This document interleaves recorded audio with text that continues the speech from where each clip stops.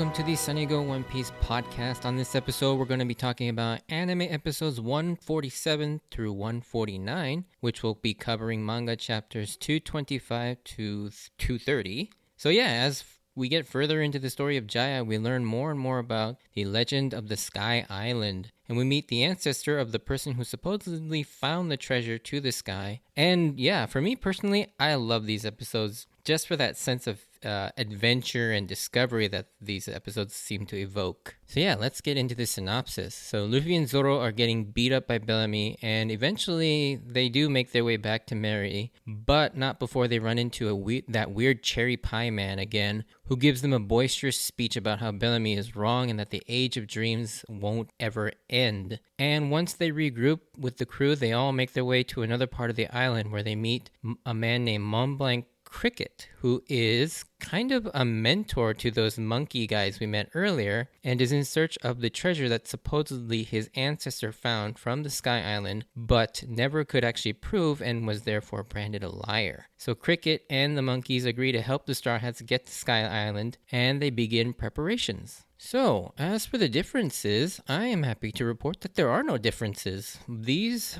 episodes were adapted very faithfully to the manga, and I personally couldn't find any real significant differences at all, really, with the episodes, so kudos to Toei. But yeah, with that out of the way, let's move on to my thoughts. So following up from where the episode left off, Luffy and Zoro are letting themselves get beat up by Bellamy, Nami not understanding why they won't fight back when she knows they could easily beat the crap out of everyone in that bar without breaking a sweat. And as a viewer and a reader, I remember just being pissed off to no end, especially how everyone just kept shit talking about how they're so weak and scared to fight back, saying they've got no pride. And ironically, the reason Luffy won't fight back is because Bellamy and his crew are in fact the ones without any pride, whereas Zoro and Luffy definitely do have that pride. You also gotta love that Zoro, a man with immense pride as a swordsman and a warrior, just takes the beating because his captain ordered him not to fight back. And without question, Zoro again just takes the beating along with his captain. And yeah, put that as another thing in the win category for why we all love Zoro. Like, he's just so freaking loyal to Luffy, and you just love seeing that. Definitely worthy of that title of the first mate and Luffy's right-hand man. I also really like the art direction in this scene that they took in the anime. It's not really apparent in the manga, but they decided to darken the bar up almost to the point where it seems like the lights are turned off, and it gives it sort of that really dark atmosphere and sort of creates and adds a little bit more tension to the scene as you just see Luffy and Zoro just take beating after beating in this really dark and dimly lit bar. And it's funny because these two scenes, between the one that ended last episode and the one that began this episode, they're literally seconds apart, and yet the atmosphere is completely different because of the way they decided to light the scene. And it works. I really liked what they did here. Then as Bellamy gets bored of beating on them, he just tells Nami to take his crewmates and just go because he's now bored. But then as they're leaving, Circus attempts to sway Nami to join their crew and offers to buy her, which is probably one of the worst things you could say to her in this moment. As we all know, money is something that is really important to her, but it's used to remind her of the fact that she spent her entire life trying to buy her own freedom from Arlong, and it was only recently that she was freed of that. And the other thing that gets lost, even to me, is how little time has actually passed in universe. To us, it's been several years, but they've only been traveling for probably a couple months at this point. So to have someone saying that they want to buy her again probably pisses Nami off to no end. And you can see it in her face when she responds. But like Zoro, Nami also respects her captain's orders and refuses and just walks away. Again, I think it's a win in both categories. But yeah, it's sometimes lost on the fact that, yeah, this comment probably dug at Nami pretty hard. And then as they leave the bar, we get one of the more important and significant scenes in the entire series, I would say. And I know it's a bit of a spoiler to even mention that, but this scene is significant and important. And I feel comfortable saying that because the art direction in both the anime and the manga signify that it is important. I mean, when we see the Cherry Pie Man praising them, saying that they won the fight, in fact, and calling Bellamy's way of thinking is shit, and that people's dreams have no end. And this moment and line is huge as the background pretty much goes blank and just focuses in on the four of them to really hammer home the significance of this line. And it's performed perfectly by Akio Otsuka, who is a legend in the voice acting community, as he voices some of the most iconic characters, mostly villainous because he has that distinct, deep, menacing voice, like All for One in My Hero Academia, or Uvogin from Hunter x Hunter, or Ansem and Xehanort from Kingdom Hearts, the Japanese version of course, or Kyoraku in Bleach,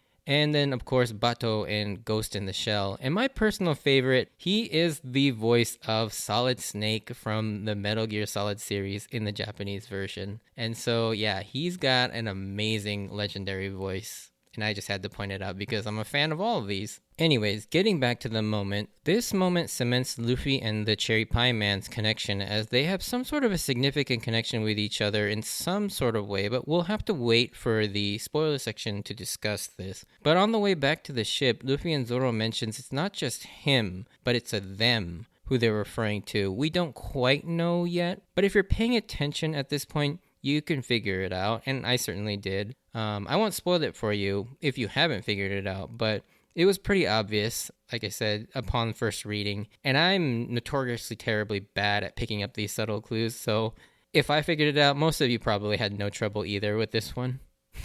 Back on the Merry, we see Usopp and Chopper repairing the Going Merry, and we get another sort of Japanese wordplay joke here as Usopp is asking for wood planks from Chopper, and each time Usopp would ask for a plank, he would say ita, which is Japanese for a plank, but then Usopp hits his thumb with the hammer and yells ita, and Chopper comically continues to hand Usopp another plank because in Japanese the word for ouch is itai, but often people just shorten it to ita when they hurt themselves. So when Usopp yells ouch, Chopper thinks he's just asking for another plank and just hands it to him with this blank stare. It's pretty funny. It's here Usopp also mentions their need for a shipwright, which creates a need for a possible new crew member down the line. Just like, all the other crew members that have been sort of referenced, it all comes from a need, except for maybe Robin. But yeah, now we can kind of look forward to seeing who this potentially new crewmate might be somewhere down the line. Along with this, they also take a moment to highlight just how much damage the Going Merry has sustained, and Sanji throws out the possibility that they may need a new ship, which is kind of scary to think about, because, we've all grown really attached to the Going Merry, and it's a really cute ship. And she's part of the crew, no matter how you look at it. Now, Mary is a Straw Hat crew member. And then there's this sort of lighter moment with this joke that I want to kind of highlight is with Usopp and Chopper making crazy faces at each other. And then when Sanji asks what they want for dinner, they make those faces at Sanji, causing him to be annoyed, which is really funny to me. Not because of the stupid faces, but Sanji's almost like real life casual reaction of saying, I guess you don't want any. It's all too real and so funny. And it's like almost like hearing Sanji in real life. Like that's how anyone would react in that situation. Now this whole next sequence is just pure comedy gold yet again. With Luffy and company returning, Chopper freaks out with the wounds on Luffy and Zoro, and has that running joke of Chopper calling out for a doctor when he's the doctor himself. Then we get Nami contradicting herself from earlier when she strictly told them to not cause any trouble, but's now pissed at Zoro for not beating the crap out of Bellamy and his crew, as well as suggesting they should have just blown up the whole town, with Zoro reminding her of the hypocrisy of those statements. And it's at this moment we get the funniest joke as Chopper mistakenly chooses now to ask if they found any info on the Sky Island, and the face that Nami makes as she slowly turns to Chopper, who's absolutely terrified now, is so funny. With Nami getting even angrier, it cuts back to Usopp and Chopper, who've now used their respective defensive techniques comically to protect themselves against Nami's anger and rage, especially hearing Chopper chomping down on a rumble ball of all things and using guard point is so freaking funny. And if that wasn't enough, when Robin returns, Nami begins to go off on her, with Chopper in the background using jumping point this time to get away from there, but then accidentally jumps overboard. And as a devil fruit user, it's so funny because now he's gonna drown. But the way they animate Chopper jumping, it's just, I don't know if they intentionally did it or whether it was like a budgetary thing again, But the janky animation they use to convey Chopper jumping, it makes it even funnier, as it literally just looked like this low budget still image being dragged across the string, and then Zoro having to jump overboard to save him in the background. There's so much going on in this scene, but it's so funny. But yeah, with Nami getting increasingly frustrated with the fact that they can't find any information, and just as they hit a dead end, Robin comes to the rescue yet again, as she did her own searching and research as she was out shopping for new clothes as well, which is a nice detail as she had no belongings since she just sort of snuck onto the ship, so she was presumably wearing Nami's clothes up until now. And now we get to see her back in her iconic cowboy hat again, which is cool. But she has now found some information on a person on the island that may have some information about the Sky Island, and so they all set off and look for this man. While sailing to look for their new lead, we get another primate-looking fellow, but this time, instead of Mashira, it's an orangutan-looking guy. And we get an answer as to what these people are, as Luffy straight up asks this guy named Shoujo what species they are, and he takes offense to this, saying that he's a human that just looks really weird, which surprised me as well. I thought they were some animal hybrid special species, but they're really just weird-looking humans, apparently. And we then find out that Shoujo is Mashira's brother, which comes as a surprise to no one. The crew has to get away from Shoujo as he gets pissed from hearing that they kicked Mashira off their ship earlier and starts tearing up the Mary with his sort of like supersonic waves. And he just kind of like screams into a microphone and just starts destroying everything with sound waves. Kind of an interesting ability. But yeah, now with the information that Robin found, they are now in search of a man named Mont Blanc Cricket, who was chased out of town for having a dream of finding a great golden treasure somewhere on the island of Jaya. And I love how upon hearing this, Nami orders Chopper to start digging. And we see him randomly and pointlessly digging with his antlers. But later on, we get a follow-up to this joke as he continues to dig for like 3 or 4 minutes off screen, causing a lot of noise.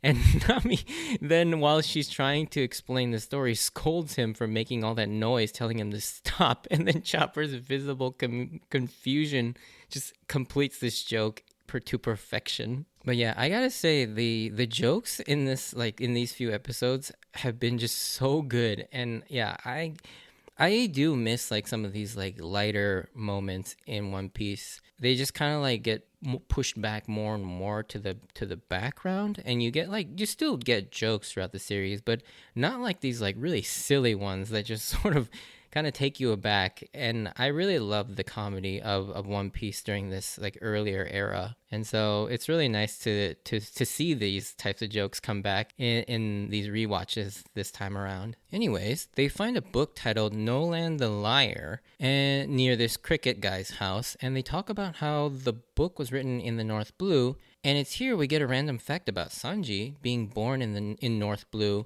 but growing up in East Blue, which I'm sure will come up again at some point.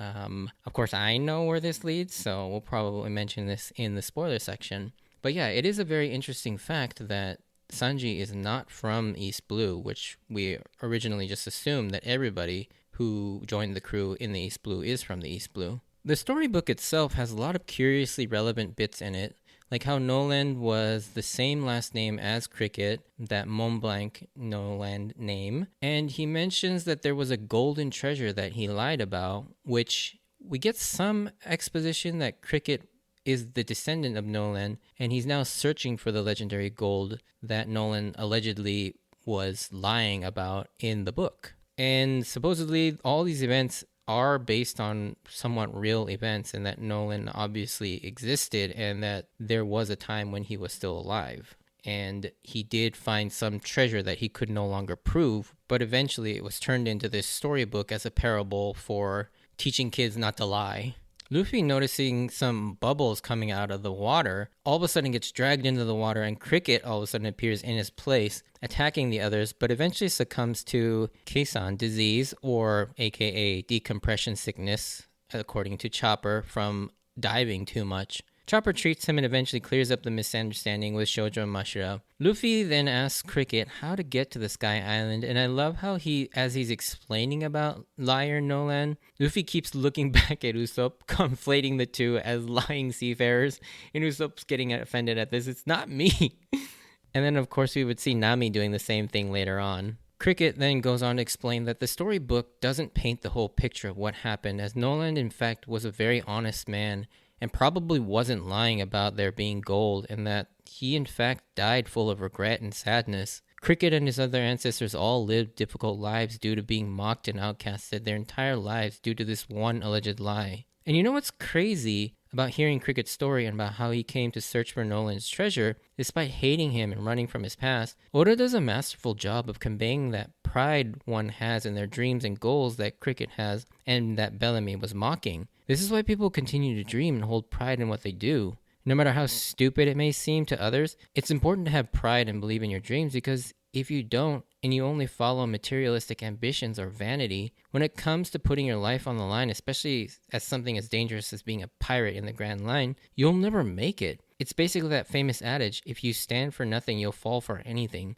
which is another great lesson to take in real life. I mean, maybe not to the extremes of like putting your life on the line, but yeah, it's important to believe in what you're doing, or else you'll just easily be swayed by any sort of setback or any sort of outside influence.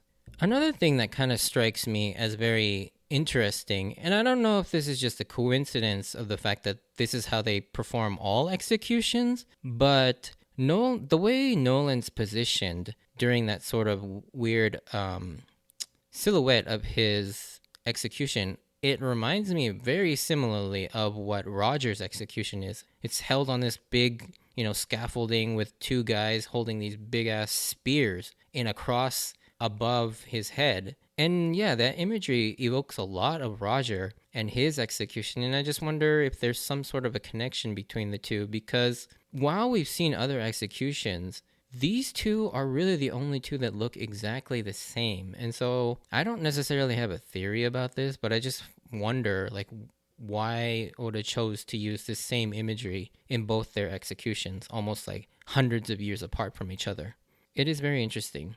Another thing I really like about this whole scene, as well as Oda's writing in general, is how he takes moments of what would just be simple exposition and injects heart and emotion into it by having Cricket explain why Shoujo and Mashira are there with him, and how this grumpy old man was essentially saved by their sudden companionship one day, and from what was otherwise a really grueling and lonely task of continuously diving into the water in search of gold in this sort of bitter mission, but has now turned into this very warm and family search for a dream. And it's really, I really like that. It immediately endears you to all three, Cricket, Shoujo, and Mashira. You just all of a sudden really identify with them, and you really get connected and invested with them, which is important for what's about to happen later on in these next few episodes. And then similarly, there's just something really cool about the scene of Nami reading Noland's logbook, with the music swelling as they all get excited about the prospect of the fact that the Skyline Island is actually real.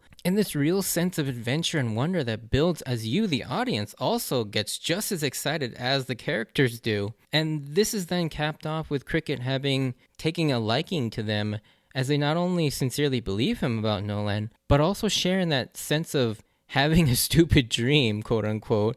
And you just feel so good when he goes up to Mashira and Shoujo asking if they like the Straw Hats, and that he wants to help them get to the Skyline Island in any way possible. And if that wasn't enough, this episode is capped off by a short scene of Mihawk learning about both Luffy and Zoro's new bounties and grinning with excitement. We don't quite know what this really means in terms of the greater overall story, whether Mihawk's going to just show up out of nowhere, or if this is just sort of some update of the fact that, Mihawk is aware and following Luffy and Zoro's exploits. Once we get to the next episode, it's explained that the clouds that turn the sky into night suddenly, which we saw earlier when they first ran into Mashira, and those gigantic shadows appeared out of nowhere in the sky, that is where the Sky Island resides. And in order to get up there, the only way to do that is to launch them up using this explosively violent knock-up stream. But upon hearing all this, there's a sweet scene where Usopp starts to become suspicious of how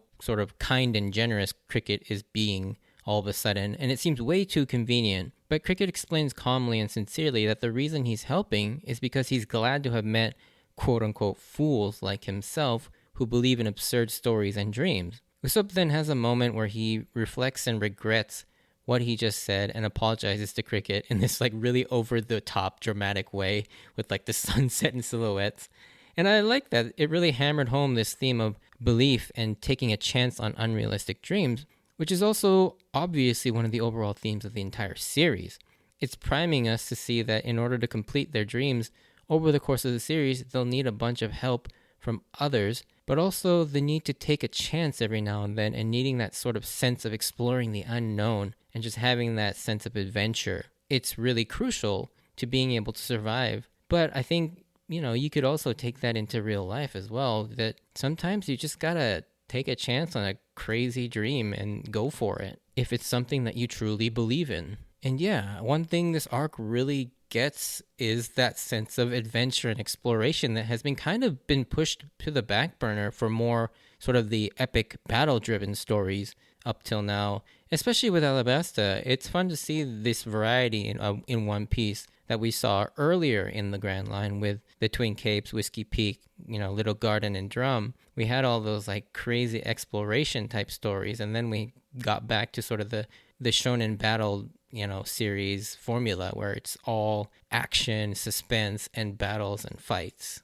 Both are great, but I love that One Piece can somehow create that variety, and I'm glad to see that it's back to this sort of exploration and adventure part, not just the whole battle driven. I think that was one of the things that kind of happened to Dragon Ball when it swapped over from Dragon Ball to Dragon Ball Z.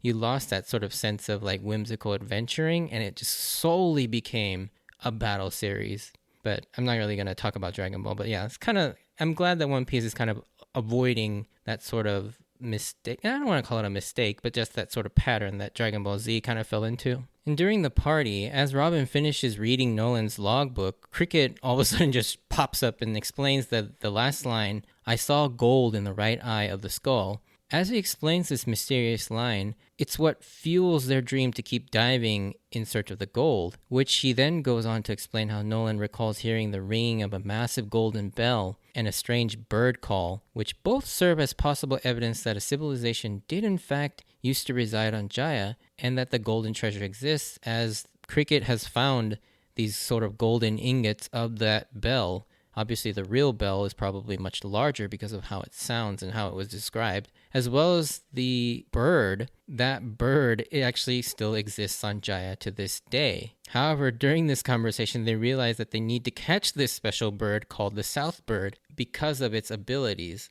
which is to always be able to point south, hence the name South Bird. But I love this bird. And then there's the added fact that there's Luffy making fun of Zoro and let's say his directional awareness issues, and Zoro yelling back, like, "You're one to talk." And because both of them are exceptionally challenged in terms of finding their way to places. But anyways, they need this bird to help them get to the knock-up stream, because once out to sea, they won't be able to use a compass and figure out which way to go, since there's no log post that they can direct it to. And so in order to get to the knock-up stream, they need that bird to at least tell them the right direction. The rest of the episode, we see the crew hilariously trying to catch the South Bird, and we also learn that Nami and Sanji are pretty scared of spiders and bugs in general, while Usopp loves them, which isn't all that surprising. And then we also get to see a really funny pairing of Zoro and Robin, and that's really funny, kind of because Zoro and Robin are probably two of the more serious-minded characters, and so it's cool to see that. And then there's Luffy and Chopper. They're completely consumed by finding an Atlas beetle, and Chopper cutely asking, between finding beetles and the One Piece, which one's better? And Luffy actually has a legitimate debate in his mind about which one is better. Then we see the South Bird messing with them and trying to drive them out to the forest. This scene makes me really wish there were more scenes of like Chopper and Luffy paired off, because they make a really, really interesting pairing, and just seeing sort of Chopper's childlike naivety with Luffy's sort of idiocity, and it's pretty funny. And then as a cliffhanger, we cut back to the coast and see that Bellamy and his crew have now found Cricket and the monkeys, and they're now threatening them because they want the gold. And that's where we leave off. And yeah, as if we didn't need any more reason to hate Bellamy more, here he is ready to beat up on Cricket, Mashira, and Shoujo to probably take the gold while the Straw Hats are all away, unable to help them. And yeah, these are another great set of episodes that build up more intrigue and gave us some really good laughs. Like, these episodes, like I said, are really funny. However, we get left on another huge cliffhanger that we'll have to wait till next podcast to talk about.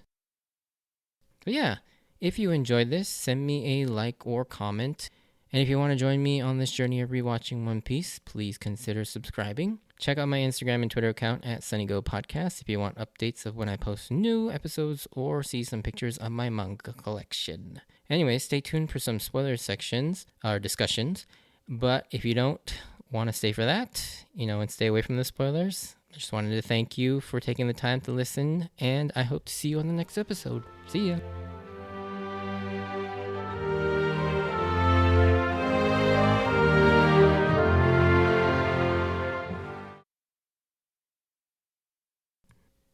So yeah, not too many things I wanted to talk about in terms of spoilers, but I think the big thing is the heavy foreshadowing of the end of Mary. This definitely, it's definitely been pointed out for a while now how much damage the Going Mary has been taking, and here they're really focusing in on it. The fact that they have to keep repairing Mary and just the severe amount of damage that the Going Mary is sustaining. And yeah, it's definitely foreshadowing the end, which will be happening after the Skypiea arc, unfortunately. And we also, Luffy mentions the need for a shipwright, which will eventually become Frankie. And yeah, it's sort of, I think at this point, Oda is already setting us up for Water 7 and the end of Going Mary. And it's just really sad to see this. And it's really interesting rewatching this, having known that the Mary is close to its, to his or it or hers ends. And yeah, it's really sad seeing every time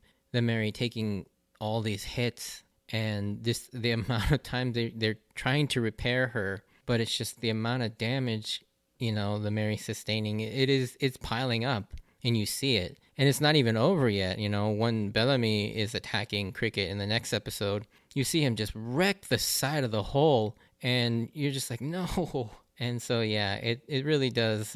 It's really like bittersweet to watch these moments. The other thing I wanted to mention too is that in the logbook we get mention of the waiver, which we'll see later on, and we've already, they found one in the wreckage from that sunken ship, or that ship that fell from the sky. So they have that waiver, and we'll obviously get to see the Pagaya and Konis repair that for them, and so that Nami will have this waiver for basically the entirety of the rest of the series. Obviously, there are a lot more things that we can talk about in terms of spoiler section, like Blackbeard, like Zoro and Luffy, as well as their sort of interaction with Bellamy and the fact that Luffy gets revenge on Bellamy. But I think we'll wait to talk about that, because it's probably more pertinent to talk about it after Blackbeard gets formally introduced, and we're going to get to see Luffy, do his famous punch on Bellamy in the next podcast. So I'm going to wait to talk about that there. But yeah, that's pretty much it. So yeah, I'll see you on the next episode, and thanks for listening. Bye.